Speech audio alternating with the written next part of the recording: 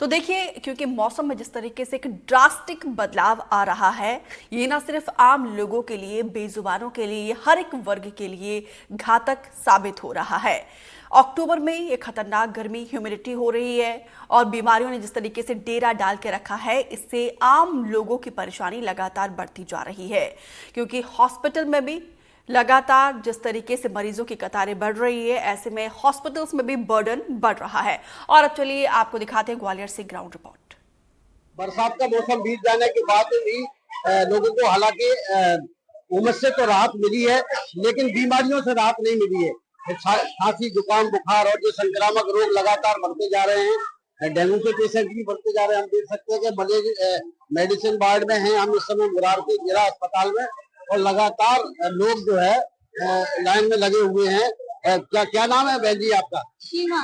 अच्छा, क्या प्रॉब्लम है आपको? अब थायराइड है तो दवाई लिखवाना है। अच्छा अच्छा। आपका क्या नाम है? जिया। जी जिया। अरे जिया, बताओ तुम्हें क्या प्रॉब्लम हो रही है?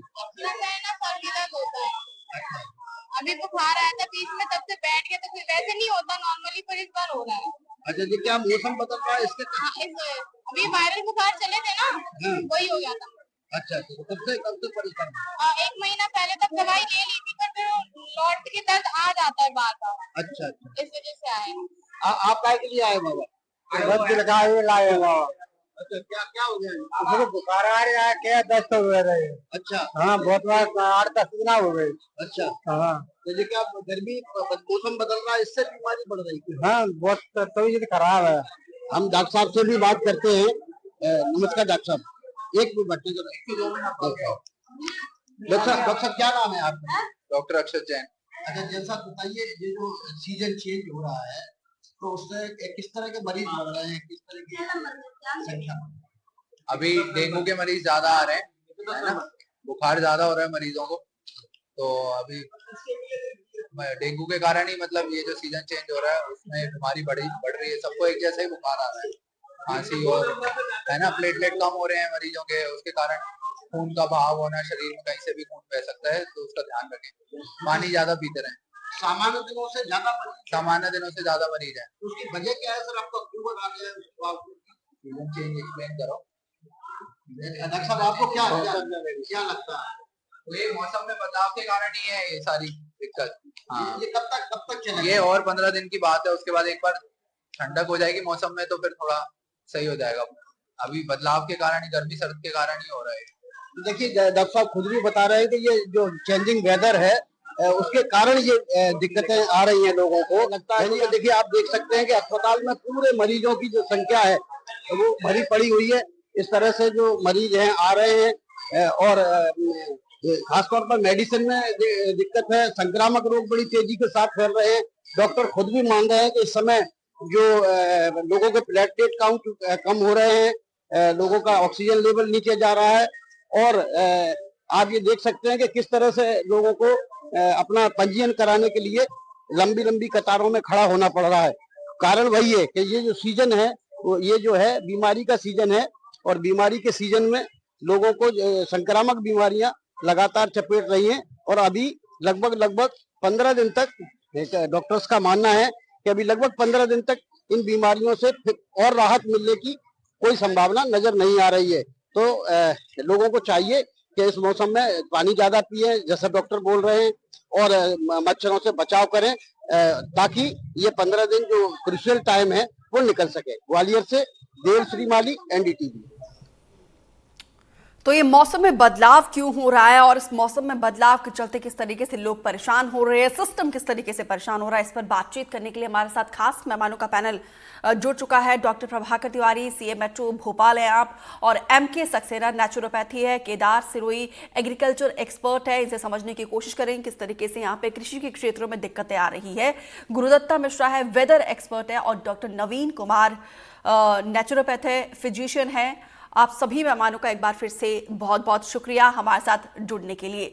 सबसे पहले यहाँ पे वेदर एक्सपर्ट के पास जाते हैं, गुरुदत्ता मिश्रा से जानने की कोशिश करते हैं। सर, ये बताइए जरा, ये जो मौसम में ड्रास्टिक चेंज आ रहा है, क्योंकि हम देख रहे हैं कई सालों से धीरे धीरे मौसम में बदलाव देखने को मिल रहा है। अब तो ऐसा लगता है कि कब बरसात का मौसम है, कब पतझड़ है, कुछ समझ ही नहीं आता है। देखिए, साल में 2 बार मार्च में और अक्टूबर में ये संक्रमण काल यानी चेंज ओवर होता है। इस समय बरसात की विदाई होती है और ठंड की शुरुआत हल्की हल्की शुरू हो जाती है। उसी प्रकार ये सिस्टम मार्च में भी होता है। तो ये संक्रमण काल है, चेंज ओवर का समय है। अब आप देखेंगे जो 4 महीने बरसात बहुत अच्छी हुई प्रदेश में, अगर हम रीवा जिले को छोड़ दें तो मध्य प्रदेश के 54 जिलों में सामान्य या सामान्य से अधिक वर्षा हुई। और अभी भी मानसून की विदाई आज तक की बात कर लें हम तो प्रदेश में मानसून की विदाई धीरे धीरे अभी भी थोड़ा सा कुछ जिले जो बाकी है नीचे साउथ ईस्ट उनमें नहीं हुई है। तो अभी भी प्रदेश में नमी बनी हुई है, यानी मानसून का जो असर है नमी का अभी भी प्रदेश में है। इस कारण से जो ये डेंगू या दूसरी जो बीमारियां जो पनप जाती हैं, क्योंकि 30 सितंबर के आसपास नॉर्मली हमारे यहाँ मानसून की विदाई हो जाती है, लेकिन अभी देखिए 14 अक्टूबर को भी विदाई ठीक तरह से प्रदेश में हुई। तो नमी है और अरब सागर या बंगाल की खाड़ी में लगातार सिस्टम बनते जा रहे हैं। तो नमी होने के कारण से तापमान में जो अभी इस समय जो तापमान है प्रदेश का, मैं कहूंगा कि भारत में सबसे अच्छा वेदर है समय मध्य प्रदेश का। जो अधिकतम तापमान और न्यूनतम तापमान दोनों समान या समान के आसपास बने हुए हैं। मिश्रा जी, जिस तरीके से आप कह रहे हैं कि भारत में सबसे अच्छा वेदर फिलहाल जो एमपी का है, लेकिन इसके बावजूद लोगों को दिक्कतें आ रही। डॉक्टर प्रभाकर तिवारी जी, आप सीएमएचओ है भोपाल। मौसम, पहले तो हम बरसात का इंतजार करते हैं, फिर अब देखिए अब बरसात है कि जाने का नाम नहीं ले रहा है। उसके बाद जो सीजनल बीमारियों का हम जिक्र करते हैं, ना सीजन जा रही है ना ही सीजनल बीमारियां जा रही है। किस तरीके से परेशानी आप लोगों को हो रही है? देखिए, मैं इसको 2 हिस्सों में बांटूंगा। जी। पहली चीज तो ये है कि हम जो प्रकृति का अत्याचार झेल रहे हैं, हमने प्रकृति के ऊपर जो अत्याचार किए हैं वो ही हम रिबाउंड्स बैक देख रहे हैं। आपने अभी चर्चा की कि बरसात का मौसम बढ़ता चला जा रहा है। अगर हम देखें तो हम लगातार एक्सट्रीम ऑफ टेम्परेचर्स झेल रहे हैं। जब गर्मी आती है तो इतनी ज्यादा गर्मी होती है कि हम परेशान हो जाते हैं, और जब ठंड आती है आपने देखा होगा तो उतनी ज्यादा ठंड पड़ती है, और गर्मी इतनी ज्यादा हो गई है कि ग्लेशियर्स पिघलने शुरू हो गए। और आपके साथ में कृषि वैज्ञानिक भी जुड़े हुए हैं, बताएंगे कि जो क्रॉप्स का पैटर्न है वो बदल गया है, बीमारियों का पैटर्न है वो बदल गया है। अगर अभी की तत्काल की बात करें, जैसे मौसम विज्ञानी अभी बता रहे थे कि ये जो समय है जिस समय टेम्परेचर और ह्यूमिडिटी दोनों माइक्रोब्स के बढ़ने के लिए बिल्कुल डॉक्टर साहब, मैं लौटूंगी आपके पास, शायद नेटवर्क चला गया है। लेकिन अब यहाँ पे एग्रीकल्चर एक्सपर्ट के पास आते हुए केदार सिरोही जी, क्योंकि किसानों के लिए तो बारिश अमृत के समान होता है, लेकिन बरसात का मौसम जिस तरीके से पहले तो काफी इंतजार करते हैं, उसके बाद से जाने का नाम नहीं लेता है। कई जगहों पर बारिश होती है, कई जगहों पर सूखा होता है। किस तरीके से जो वेदर का पैटर्न बदल रहा है, इससे किसान परेशान हैं। देखिए, ये हमारे लिए क्या पूरे ग्लोब में एक बड़ा सा चैलेंज आया है। क्लाइमेट चेंज जैसे हो रहा है उससे बहुत बड़ा इम्पेक्ट आया है। देखिए, एक तो सीधा सीधा हमारी प्रोडक्टिविटी पे अंतर आया। देखिए, पिछले साल वेदर में बड़ा चेंजेस रहने के कारण हमारा गेहूं का जो उत्पादन है वो कम हुआ। अभी आप देख लीजिए पूरे मध्य प्रदेश में मौसम विभाग के हिसाब से मौसम जा चुका था, उसके बाद बरसात हुई है और सोयाबीन की फसल जो है वो जितनी भी जगह लगी हुई थी वो अमूमन खराब सी हो चुकी है। पानी भर गया है, कटाई के दौरान पानी आ गया, जबकि ये टाइम हमारा सूखा होता है। दूसरा, आप इधर देख लीजिए, कभी ओले गिर जाते हैं, कभी तेज हवाएं चलने लगती है, जो पूरी तरीके से जो खेती है उसको डिस्टर्ब कर रही है। आज क्लाइमेट का असर ये आ गया है कि नए नए तरह के इंसेक्ट आ रहे हैं, 1 या 2 दिन में पूरी फसल को चौपट कर जा रहे हैं। आज ये भी मौसम इस तरीके का हुआ, पूरी धान की फसल जमीन पे लेट गई है, उसका ग्रेन फॉर्मेशन होना नहीं है। आप देखिए, सॉइल का जो प्रोडक्टिविटी है वो दिनों दिन कम हो रहा है, सॉइल एरेजन हो रहा है, सॉइल का जो पीएच है वो पूरी तरीके से डिस्टर्ब हो रहा है। यहाँ तक कि जो सॉइल की ताकत है उसमें भी बड़ा लेवल पे डिस्टर्बेंस आ चुका है। उसी का इम्पेक्ट आ रहा है आज की तारीख में हमारे किसानों पर। किसानों पर क्या, आप तो पशुओं पर देख लीजिए, पेड़ पौधों पर देख लीजिए, पशु पंछियों पर देख लीजिए। अचानक खेत में पंछी जो है वो मरे हुए मिलते हैं। तो ये पूरा जो डिस्टरबेंस आ रहा है वो हमारा जो क्लाइमेट चेंज आ रहा है, जो हमारा इकोसिस्टम डिस्टर्ब हुआ है, और उसमें सब जिम्मेदार है, किसान भी हैं, बिल्कुल आप भी हैं, बिल्कुल जिम्मेदार हम सब है। लेकिन इसके बावजूद हम लोग सबक नहीं ले रहे हैं। एम के Saxena ji, as a doctor, आप इस जिस तरीके से वेदर का पैटर्न बदला है, बीमारियों का पैटर्न भी बदल रहा है, इस ड्रास्टिक चेंज को आप किस तरीके से देखते हैं? वैज्ञानिक अनुसंधान लगातार प्रगति, जिसकी कीमत हमें चुकाना पड़ेगी जी, और हम चुका भी रहे हैं। मौसम में परिवर्तन हो रहा है, बीमारियां हो रही हैं। इसके साथ जो परिवर्तन मौसम में हो रहा है उसके हिसाब से मानव या जनता या लोग अपने आप को परिवर्तित नहीं कर रहे हैं। खान पान वही का वही रख रहे हैं जो दूसरे मौसम में रहता है। आपको ध्यान रखना चाहिए कि अगर आपका मौसम बदलता है तो ऋतु के साथ में आपकी ऋतुचर्या और दिनचर्या में परिवर्तन करना चाहिए। जी बिल्कुल। सबसे बड़ा कारण ये है कि आज हमारी जो प्रतिरोधक क्षमता कम हो रही है, उसका कारण ये है कि हम प्राकृतिक के नियमों का पालन नहीं कर रहे हैं। अगर हम प्रकृति के नियमों का पालन करें तो प्रकृति अगर समस्या देती है तो समाधान भी देती है। इस सृष्टि में कोई भी ऐसी चीज नहीं है जो प्रकृति बना के दे आपको और उसका समाधान नहीं। बिल्कुल। बहुत सारे समाधान है, जैसे अभी डॉक्टर साहब बोल रहे हैं कि मतलब प्लेटलेट्स कम हो रहे हैं, तो हमारी प्रकृति में बहुत सारी चीजें हैं भगवान ने दी हुई हैं जिनको अगर हम उपयोग करें तो हम अपने प्लेटलेट्स बढ़ा सकते हैं। जी जो संक्रमण काल है, संक्रमण काल को हम आराम से निकाल सकते हैं। योगा करें, प्राणायाम करें, ठीक है, ऋतुचर्या और दिनचर्या का पालन। बिल्कुल। अब डॉक्टर नवीन कुमार आपके पास आते हुए, क्योंकि देखिए हमें पता है समस्या क्या है, मौसम में बड़ा ही ड्रास्टिक परिवर्तन सामने आया, उसके जो दुष्परिणाम है वो भी सामने आ रहे हैं। इन परिणामों से, जो दुष्परिणाम है उससे बचने के लिए क्या आप 3 उपाय यहाँ पे दर्शकों को देना चाहोगे?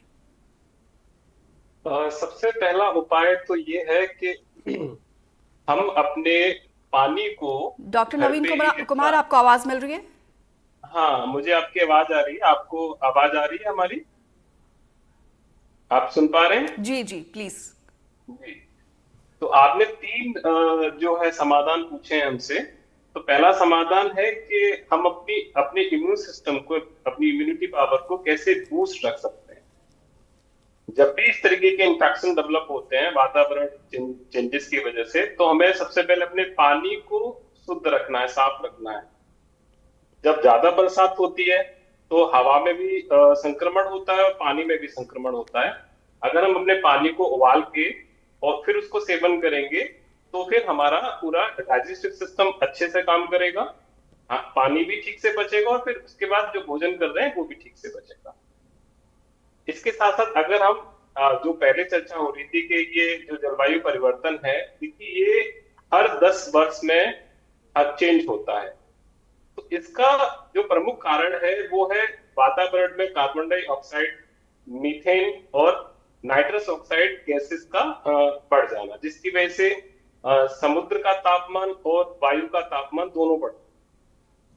तो इसका सीधा सीधा स्वास्थ्य पे इतना बुरा प्रभाव पड़ता है कि इन लोगों को, जो छोटे बच्चे हैं या जो बुजुर्ग हैं या जो प्रेग्नेंट लेडी हैं, उनके सीधे सीधे स्वास्थ्य को ये इफेक्ट करता है।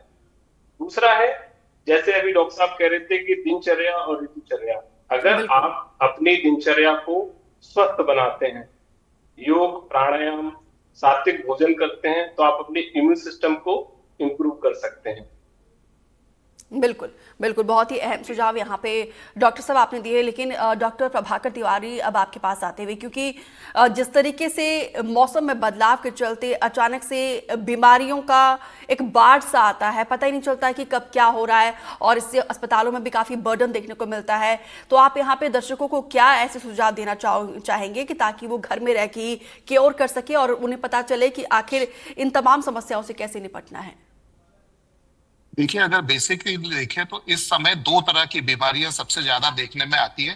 पहली होती है वेक्टर बॉर्न डिजीजेस, जिनको हम वाहक जनित रोग भी कहते हैं, जिनमें डेंगू, चिकनगुनिया, मलेरिया, ये सारे के सारे बीमारियां शामिल हैं। और जिनके जो वाहक होते हैं, जो मच्छर होते हैं, वो हमारे घरों में ही पनपते हैं। तो सबसे पहली चीज तो ये है कि हम अपने घरों में ऐसी व्यवस्था करें कि जो रुका हुआ पानी है, और ऐसा नहीं है, हम लोग आमतौर पर ये मान के चलते हैं कि मच्छर जो है वो सिर्फ गंदे पानी में पनपते। जो डेंगू और चिकनगुनिया फैलाने वाला मच्छर रहता है वो साफ पानी पसंद करता है। और छोटी छोटी चीजें, जैसे हमारे घरों में हम बरसात में कूलरों में पानी भरा हुआ छोड़ देते हैं, उनका उपयोग नहीं करते, काफी समय तक भरा रह जाता है। या इसके अलावा हम अपने घरों में गमले रखते हैं, उनके नीचे की जो प्लेट्स रहती है उनमें पानी भरी हुई रह जाता है और उनमें लार्वा पनपते रहते हैं। तो ये जो वेक्टर बॉर्न डिजीजेज हैं, उनसे बचने का सबसे अच्छा तरीका है कि हमारे अपने घरों में मेरा मतलब सिर्फ घर नहीं है, इसके अतिरिक्त हमारे जो कार्यस्थल है, जैसे कि हमारे ऑफिस हो सकते हैं, हमारे स्कूल हो सकते हैं, स्कूलों के क्लासरूम हो सकते हैं, हॉस्टल्स हो सकते हैं, वहां पर जितनी भी ऐसी जगह है वहां पर हम लार्वा न पनपने दें। अगर लार्वा नहीं पनपेंगे, मच्छर नहीं पनपेंगे, तो निश्चित तौर पर हम डेंगू और चिकनगुनिया जैसी बीमारियों से बच पाएंगे। दूसरी चीज जो बहुत सिंपल सी है कि ऐसे जगह जहां पर इनका प्रकोप ज्यादा है वहां फुल स्लीव्स की हम पैंट शर्ट पहने, जिससे कि मच्छरों को ओपन सरफेस कम से कम मिले। दूसरी जो बीमारियां होती है जिनकी अभी हमने बात की, वो वायरल और बैक्टीरियल बीमारियां जो रेस्पिरेटरी सिस्टम से रिलेटेड है, जिसको हम अपर रेस्पिरेटरी ट्रैक्ट इन्फेक्शन से, या कभी कभी इसमें अगर ये बिगड़ जाती है तो लोअर रेस्पिरेटरी ट्रैक इन्फेक्शन या न्यूमोनिया भी हो जाता है, जो आम तौर पर छींकने, खांसने इत्यादि से फैलती है। तो जब भी कोई ऐसा बीमार घर में हो तो वो जब भी छींकने या खांसने की जरूरत पड़े तो अपना मुंह ढक कर रखें। दूसरी चीज, जितने हम आज दूसरे लोगों से नजदीक रहेंगे उतना ही इन बीमारियों को फैलने की संभावना, आशंका अधिक बढ़ जाएगी। इस समय आप देख रहे हैं कि फेस्टिव सीजन चल रहा है, बाजारों की बात हो, दुकानों की बात हो, हर जगह बहुत भीड़ है। तो जब तक बहुत आवश्यक ना हो तब तक भीड़ भाड़ से बचें। अगर तो कुल मिलाकर डॉक्टर प्रभाकर जी, एक लाइन में कहा जाए तो बचाव में ही सुरक्षा है। अब केदार सिरोही जी आपके पास आते हुए, क्योंकि यहाँ पे देखिए मौसम की सबसे ज्यादा मार किसानों पर पड़ती है, किसानों के लिए क्या अहम सुझाव आप देना चाहेंगे? देखिए, मौसम की मार तो इंडियन इकोनॉमी पे पड़ती है, क्योंकि हमारा जो इकोनॉमी है वो एग्रीकल्चर बेस्ड है। देखिए, मेरा तो यही है कि अभी जो जिस तरीके से डिफॉरेस्टेशन हो रहा है, फॉरेस्ट कट रहा है, हमारे पास बहुत ज्यादा लैंड है फॉरेस्ट की, उसमें फॉरेस्ट डेंस फॉरेस्ट की तरफ हमको बढ़ना होगा। हमारे को क्लाइमेट स्मार्ट एग्रीकल्चर की तरफ बढ़ना होगा, सस्टेनेबल एग्रीकल्चर को हम लोगों को अडॉप्ट करना होगा। और जितनी भी फार्म प्रैक्टिसेस है जो सॉइल की प्रोडक्टिविटी को बचाने में कारगर है, जो सॉइल का पीएच को बचाने में है, और दूसरा जो नई तरह की वेराइटी है जो क्लाइमेट को रेसिस्ट करती है, उस तरह की वेराइटियों की तरफ हम लोगों को जाना पड़ेगा। हमारे पैकेज एंड प्रैक्टिसेस जो हमारी एग्रीकल्चर के हैं उनको बहुत ही ज्यादा अपडेट करने की जरूरत है टेक्नोलॉजी के साथ में, और बहुत बारीकी से सारी चीजों का अध्ययन करना है, तो ही हमारे लिए सस्टेनेबिलिटी है। अदरवाइज एग्रीकल्चर में बहुत बड़ा लॉस क्लाइमेट चेंज के कारण रहेगा। तो बिल्कुल इसका खामियाजा कहीं ना कहीं किसान देखिए हर साल भुगतते भी है। अब यहाँ पे गुरुदत्ता मिश्रा जी आपके पास आते हुए, क्योंकि आप वेदर के एक्सपर्ट है, क्या सर वेदर का पैटर्न ऐसे ही रहेगा, हमें आदत डालनी होगी या फिर सुधार होगा कुछ आने वाले समय में? देखिए दीपिका जी, पिछले 100 सालों का अगर हम तापमान की बात करें तो 1 से 1.5 डिग्री तापमान पूरा बढ़ गया है ग्लोबल वार्मिंग में। अब आप देखेंगे कि मध्य प्रदेश में खासकर ये ग्वालियर चंबल का जो इलाका है राजस्थान से लगा हुआ, यहाँ कम वर्षा होती थी। पिछले 5 सालों का अगर हम आंकड़े उठा के देखें तो यहाँ बहुत अच्छी वर्षा हो रही है। और जो मध्य प्रदेश का पूर्वी इलाका है, रीवा, जबलपुर और शहडोल संभाग, यहाँ ज्यादा वर्षा होती थी, तो यहाँ वर्षा कम हो गई है। तो निश्चित तौर पर ये जो चाहे प्रकृति का दोहन कहें या प्रदूषण कहें या जो हमारी गलतियां कहें, इस कारण से काफी चेंजेस आ गया है। और अभी समान इस साल तो देखें कि प्रदेश में बहुत अच्छी वर्षा हुई है। अभी आप तापमान देखने जाएंगे तो तापमान एकदम सामान्य बना हुआ है, और ये अक्टूबर के आखिरी जो सप्ताह में हमारे यहाँ ठंडक शुरू हो जाएगी। जो मेरी किसानों से बात हो रही है, कुछ जगह सोयाबीन या धान खराब हुई है, लेकिन ओवरऑल प्रदेश में बहुत अच्छी फसल है। सोयाबीन लोगों ने काट के रख लिया है, धान थोड़ा सा गिर गई है, लेकिन इस समय खेती के हिसाब से और आने वाली जो रबी की फसल होना है उसमें भी उनकी जमीन गीली है, और हमको लग रहा है कि नवंबर में भी थोड़ा बहुत हमको वर्षा मिलेगी छुटपुट। तो मध्य प्रदेश किसानों के हिसाब से और मौसम के हिसाब से इस साल बहुत अच्छा रहेगा। चूंकि हमारी आबादी बढ़ रही है, जमीनी रकबा हमारा कम हो रहा है, क्योंकि पुल और दूसरी रोडें सब बनाने के कारण से भी सीमेंटीकरण होने से तापमान में तो बढ़ रही है, लेकिन आप उनको रोक नहीं पाएंगे। लेकिन कम जमीन में ज्यादा खेती करने के कारण से दवाइयां, बीज और जो खाद्यान्न हम डाल रहे हैं, तो इस कारण से भी जो चीजें आप खाने में आ रही हैं तो बीमारियां भी बढ़ रही हैं। और हम सिर्फ सावधानी के अलावा हमारे पास कोई बचाव नहीं है। इतना पानी गिरने के बाद भी लोगों ने जल संरक्षण के लिए या उसके लिए कहीं कोई बहुत ज्यादा उपाय नहीं किए हैं। नहीं तो मध्य प्रदेश चाहे धान का कटोरा कहो या गेहूं के लिए कहें, बहुत अच्छा उत्पादन हो रहा। और वर्षा के जल का लोगों ने बहुत ज्यादा यहाँ मैंने देखा कि संचय नहीं किया है, जरूर करना चाहिए था। नहीं तो प्रदेश में इतनी वर्षा होती, हमको तकलीफ नहीं होती। और जहां तक ये मौसम की बात है, 15 दिन में ये सेटल हो जाएगा और बहुत अच्छा मौसम आने वाला है इस अक्टूबर के एंड में, तो घबराने तो चलिए उम्मीद देखिए, करते हैं बेचैनी की कहीं कि कोई सब चीजें जो है बात तो इसमें भी सिस्टमेटिक नहीं बनी है। रहे। डॉक्टर नवीन कुमार, अब आपके पास आते हुए, क्योंकि देखिए जिस तरीके से मौसम का ये पैटर्न बदल रहा है, बुजुर्गों के लिए, गर्भवती महिलाओं के लिए, छोटे बच्चों के लिए ये मौसम का बदलाव कितना ज्यादा हार्मफुल आपके नजरिया से? देखिए, जब मौसम परिवर्तित होता है तो शरीर में कुछ हार्मोनल चेंजेस होते हैं। तो जैसे मेलाटोनिन या सेरोटोनिन जो हार्मोन है वो ज्यादा सिक्रेट होता है बॉडी में, जिससे लोगों को नींद ज्यादा आती है। उसके उनके उस ज्यादा प्रोड्यूस होने से उनके डाइजेस्टिव सिस्टम पे इफेक्ट पड़ता है, उनका इम्यून सिस्टम भी वीक हो जाता है या कभी कभी फटीग फील होता है। दूसरा, बुजुर्गों में देखा जाता है कि हाई ब्लड प्रेशर उनको समस्या हो जाती है, या कुछ लोगों को डिप्रेशन एंजाइटी भी हो जाती है। तो इसमें वापस वही बात कि अगर वो अपने पूरी दिनचर्या को सही से बनाते हैं, पानी का विशेष ध्यान रखते हैं, पानी ठीक पीते हैं, और फल सब्जियों का उपयोग ठीक मात्रा में करते हैं, और जितने भी जो अनाज हैं, जैसे जो मिलेट्स होते हैं मिलेट्स, उनका जी। हाँ, मिलेट्स जो होते हैं उनका उपयोग करते हैं। उससे उनका जो प्रतिरक्षा प्रणाली, उनका इम्यून सिस्टम है, वो तेजी से बूस्ट होता है। बिल्कुल। योग प्राणायाम करने से उनका रेस्पिरेटरी सिस्टम हेल्दी हो जाएगा, सर्कुलेटरी सिस्टम इंप्रूव होगा। तो उसमें वो कपालभाति का अभ्यास कर सकते हैं, नाड़ी शोधन का अभ्यास कर सकते हैं, और भ्रामरी प्राणायाम है उसको करने से बहुत लाभ होगा। बिल्कुल। उनका पूरा सिस्टम जल्दी से हेल्दी होगा। डॉक्टर प्रभाकर जी, अब आपके पास आते हुए, क्योंकि देखिए सीजनल बीमारियों के अलावा एक और जो कॉमन प्रॉब्लम हम देखते हैं वो देखते हैं कि इम्यूनिटी बहुत ज़्यादा वीक होती है। इसी के चलते जो वायरल इन्फेक्शन है वो बहुत तेज़ी से फैलता है।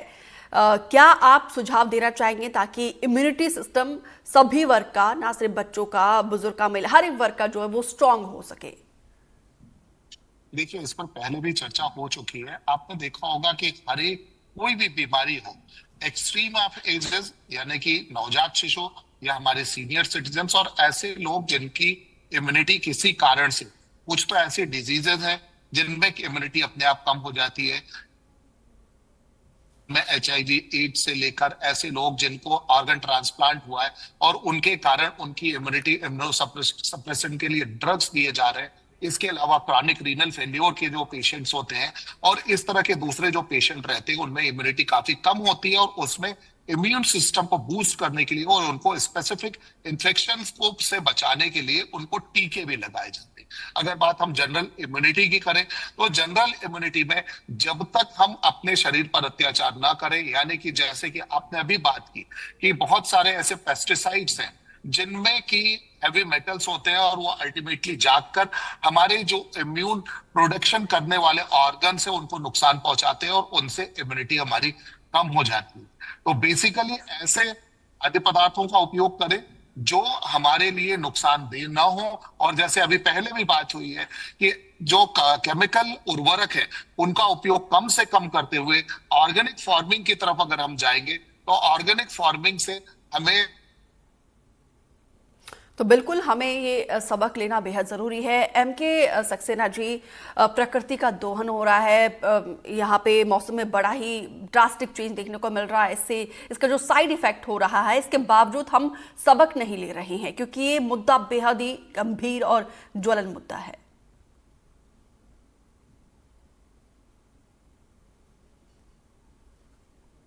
MK सक्सेना जी, ये सवाल मेरा आपसे है सर। दोहन तो आज से नहीं 1970 से हो रहा है, हमारी प्रकृति का दोहन हो रहा है।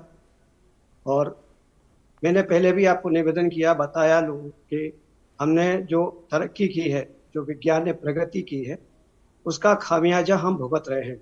आज की तारीख में आदमी इतना व्यस्त है भौतिक बात में कि उसके पास समय नहीं है अपने शरीर को समय देने के लिए।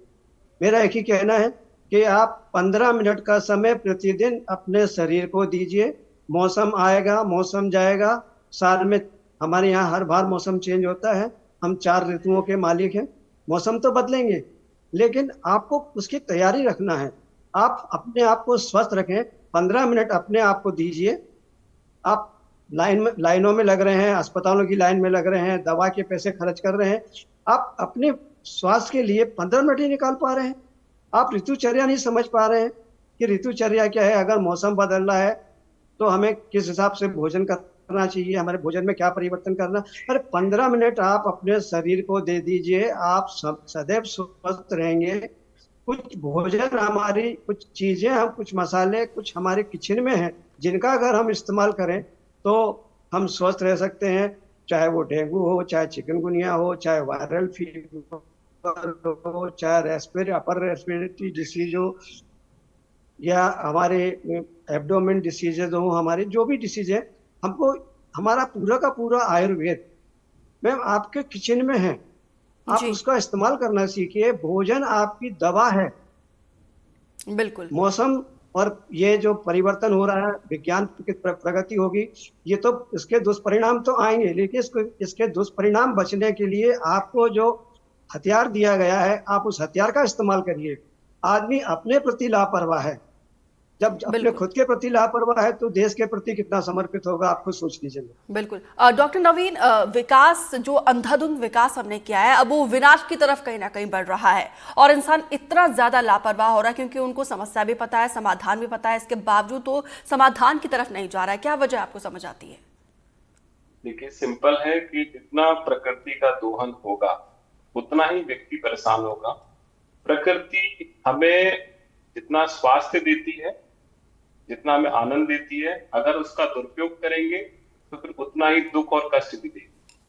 जिस प्रकार से बाढ़ आ रही है, लगातार बारिशें होती हैं, जैसे हमने बोला कि वातावरण में जब कार्बन डाइऑक्साइड, मीथेन गैसेस, जितनी भी जो गैसेस का दबाव जब बढ़ता है तो जो समुद्र का तापमान बढ़ जाता है, जिससे लगातार बारिश होती है और बाढ़ आती है, जिससे पूरी की पूरी फसल खराब होती है। बहुत सारे संक्रमण रोग भी हो जाते हैं, बहुत सारे नई, जैसे जो डेंगू चल रहा है, चिकनगुनिया चल रहा है, तो पानी के भराव होने की वजह से, लगातार फसलों के खराब होने की वजह से स्वास्थ्य पे बहुत बुरा असर पड़ता है। तो अगर हम एक ही व्यक्ति ध्यान दे, तो बिल्कुल माफी के साथ डॉक्टर साहब मैं आपको रोकना चाहूंगी क्योंकि समय हमारे पास इतना ही है। फिलहाल आप सभी मेहमानों का हमारे साथ जुड़ने के लिए, आपके अहम सुझाव के लिए बहुत बहुत धन्यवाद। और अब आपको अब लिए चलते खंडवा और समझते हैं कि जो अक्टूबर का गर्म मौसम है उसका कितना और किस तरीके से असर यहाँ पे फसलों पर पड़ रहा है। इस बार अक्टूबर में जमकर बरसात भी हुई है, गर्मी भी पड़ी है और उमस भी हुई है, जिसको लेकर खेती और किसानी करने वाले किसान काफ़ी परेशान भी हैं। उनकी खेती किसानी में किस तरह का असर पड़ा है, इसी की बात को हम जानने आज हम यहाँ पहुँचे हैं। अभी आप देख सकते हैं मेरे पीछे ये खेत है जिसमें फसल लगी है। हमारे साथ यहाँ किसान भी मौजूद हैं। सर ये बताइए सबसे पहले कि अक्टूबर में जो मौसम बदला है, जिस तरह से मौसम में बदलाव हो रहा है, क्या लगता है कितना किसानी पर असर पड़ा है? अक्टूबर का महीना किसानों के लिए सबसे इम्पोर्टेंट महीना है। इसमें सारी फसलें किसानों की आ जाती है, जैसे सोयाबीन है, मक्का है, प्याज की फसलें हैं। लेकिन पिछले 3-4 साल जो क्लाइमेट चेंज हुआ है और जो गर्मी है, बार बार मोटा गिर रहा है, इसलिए सारी फसलों को निकालने में भी किसानों को समस्या आ रही है। जैसे हम जो प्याज का रोप डालते वो भी नहीं डाल पाते। जैसे गेहूँ, चना, जिनके पास पानी कम रहता था वो अक्टूबर के महीने में तैयारी करता था, लेकिन ये बार बार क्लाइमेट चेंज होने से इतनी तेज़ गर्मी में ना किसान गेहूँ बो सकता है, ना चना बो सकता है पहले प्लानिंग करके। जिनके पास कम पानी है वो भी किसान अक्टूबर के महीने में प्लानिंग नहीं कर पा रहे, क्योंकि जिस हिसाब से क्लाइमेट चेंज हुआ है, मौसम चेंज हुआ है, इससे किसानों को बहुत समस्या हो रही है। इस बार जलेबी जो रोग है वो भी काफ़ी यहाँ पे लगा है प्याज की फसल पे, तो ये जलेबी लोग रख रहे हैं, क्या कारण रहा है? क्या है, मौसम साफ नहीं है, वो हिसाब से है तो जलेबी तो आएगी। गर्मी की वजह से बीमारी उनमें आ रही है, वो तो ना अपने हाथ में है और ना सरकार के हाथ में है। और फसल तो नष्ट हो चुकी है। सोयाबीन की बाज़ार मतलब बढ़े नहीं, उसके बाद में है तो तेल के भाव बढ़ा दिए, तो खेती करने से अच्छा तो मजदूरी करना पड़ रहा है। खेती में किस तरह का नुकसान हो रहा है? खेती में पहले तो जैसे मौसम अनुकूल रहता था तो लोग गेहूं की बोनी बो देते थे अक्टूबर में। वैज्ञानिकों का पहले मानना था कि अक्टूबर की गेहूं की फसल अच्छी आती है। आज आप ही देखो कि गर्मी इतनी गिर रही है, पानी गिर रहा है, तो अब गेहूं भी आदमी बोएगा तो कैसे बोएगा। और अभी तो पहली फसलें ख़राब हो रही है पानी के कारण। सोयाबीन ख़राब हो रहा है, प्याज ख़राब हो रहा है, मक्का, कपास, मक्का का हाल देखो तो पानी गिरा है, तो पानी इतना पानी भरा हुआ है, तो अब ऐसे में किसान करेगा क्या? अगली फसल के लिए लागत के लिए पैसे कहाँ से लाएगा किसान? आज सोयाबीन 4,000 रुपये के अंदर 3,000 3,500 रुपये बिक रही है। 3 क्विंटल प्रति एकड़ निकल रही है, तो इसके में किसान करेगा क्या। आज लागत देखे जाए तो लागत आज एकड़ पीछे सोयाबीन की 20 से 25 हज़ार रुपये है, कपास की है कम से कम 40 से 50 हज़ार रुपये, प्याज की लागत है कम से कम 40-50 हज़ार रुपये। तो ऐसे में किसान पैसा लाएगा कहाँ से। ऐसे में तो किसान कर्जा करते करते चले जाएगा। तो जो क्लाइमेट चेंज हो रहा है, थोड़ा सा ये समझाइए कि जो क्लाइमेट चेंज हो रहा है इसके पीछे का क्या कारण हो सकता है, क्यों इस तरह से लगता है कि क्लाइमेट इसके पीछे का कारण मेरे को लग रहा है कि जो जंगलों की कटाई जो चल रही है और जिस प्रकार से जो तालाब जो बने हैं, पानी का जो रुका हुआ है पूरी पृथ्वी पे, पहले जो एक संतुलन था, अब असंतुलन का कारण है। मेरे को लग रहा है कि जो पानी के तालाब बहुत बड़े बड़े बने हैं, डैम बने हैं, बहुत सारे जंगल की कटाई हुई है, और जो प्रकृति में जिस प्रकार से पेस्टिसाइड जो प्लास्टिक का उपयोग हो रहा है, इस कारण भी कहीं ना कहीं हो रहा है। पहले कुछ बीमारी आती है, अब तो इतने प्रकार की मतलब बीमारी आ गई है प्याज की फसल पे कि उसको गिनना मुश्किल है। तो इस खास बुलेटिन में मेरे साथ इतना ही, दीजिए इजाजत, नमस्कार।